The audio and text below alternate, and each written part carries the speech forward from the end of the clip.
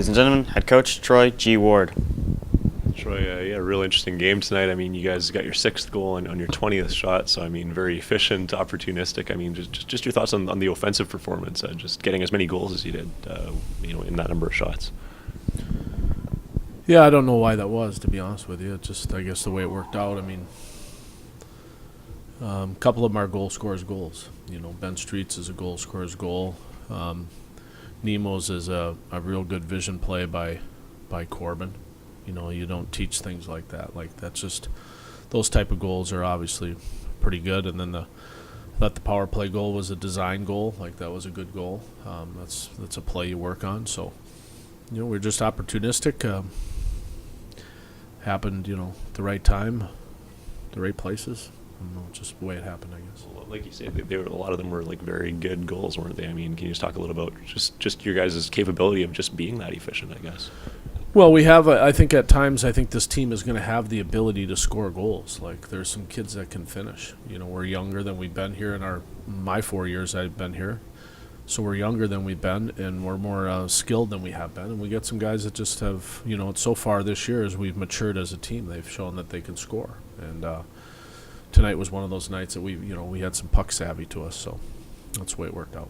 Pretty interesting start to the game, just 5 goals in an awful hurry. I mean, as a coach, what's it like to kind of live through that? You want to be chugging some Pepto-Bismol at that point? I mean, it's...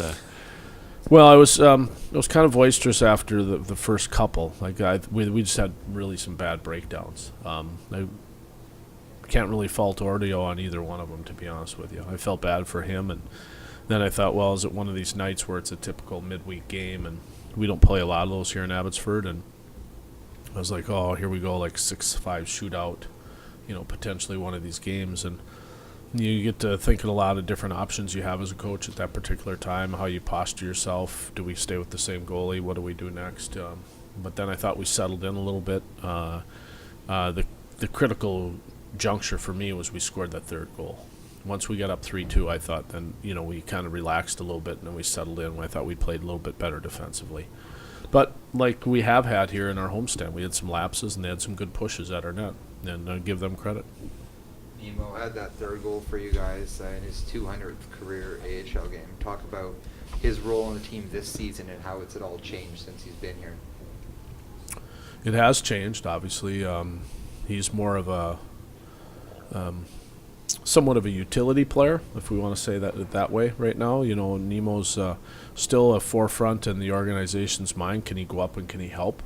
But obviously it doesn't seem that long ago he was just a rookie here, and then all of a sudden now he's pushing for another contract after this year. He's on a 1-year deal, but he's been if you looked at all the players that have donned the Heat jersey, and played here for the 200 games, like, he's one of the most consistent performers we've had. He obviously stubbed his toe last year. He was coming off an injury to start the year, and he just didn't have a real good year. But so far, I think he's gotten out of the gates parallel to his first 2 years, where he got right around 30 points. So we're happy with that. We're still developing. We're working on parts of his game that are, still coming. You always ask, like, how high is a player's ceiling, and we want to make sure that he's nowhere near his ceiling yet. We've got work to do with him. But, I think he's had some good chemistry with Hanowski and Corbin. But he's still continuing to push, still developing. He's on track. 2 new players came down from Calgary in the last few days, Lane McDermott and Derek Smith. Just curious on your thoughts of what they did today. Well, with Lane, Lane just flew in today at 1 o'clock, so he didn't have much of a prep time today. I thought he did fine tonight. I thought he was fine. We've got to get Lane playing a lot. Like, that's really important. Like, Lane didn't play much in Dallas prior to this trade. He was an extra guy in Dallas. He barely played 2 games or whatever he played, or 6 games, something like that. So he didn't play much coming in here, and it's important that he gets his puck touches and gets going in this offensive game. Obviously, we know he can check and he can skate okay, and he probably can defend his teammates, but you got to make plays, and so we got to get that going. So I was anxious to get him back because I think it's important for his development. As far as Schmidt's concerned, I thought Schmidt had a tough night. Personally, I thought it was a struggle for him. He's a guy that has obviously played in the NHL the last couple of years. He won a Calder Cup in Binghamton. He's bordered right on the all-star. He's an all-star at this level if he played a full season here based on his past. But I thought tonight he forced a lot of pucks and kind of just did his thing and kind of went through the paces a little bit.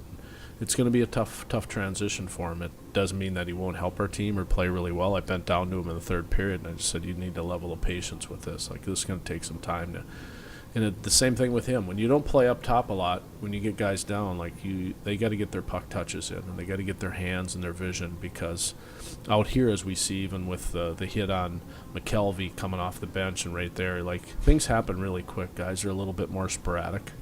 Down here, you're not sure where people are. It's very calculated up in the NHL. So, I didn't think Schmidt was exceptionally great. That doesn't mean that he won't be, but I think, it's going to take some time to settle in. Reinhardt was a scratch tonight. What's his status? He just had a family situation, so he was let go on a family situation for his family that he had to attend to. So, but he'll be back tomorrow. Any other scratched guys? Were they injured or? No other. Well, Mackenzie's still kind of coming back from his injury. Lamb was just a healthy scratch. I don't know. Banks is still out with his neck. His neck's bothering him still, so we're going to be real patient with him. He won't play tomorrow neither. We'll be real patient with those guys. Where is Drew at, I guess? Drew's close. Drew's conditioning. Drew's skating.